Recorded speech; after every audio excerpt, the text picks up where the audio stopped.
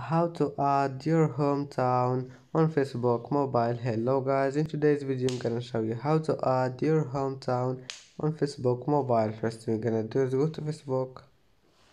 Let's go back first and then click these three lines and go down and click this one, settings and privacy, and then click settings. And now go down until you find her profile information and click on it.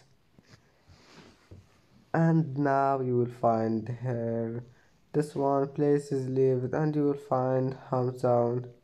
Just click add hometown and type the name of your hometown, and let's try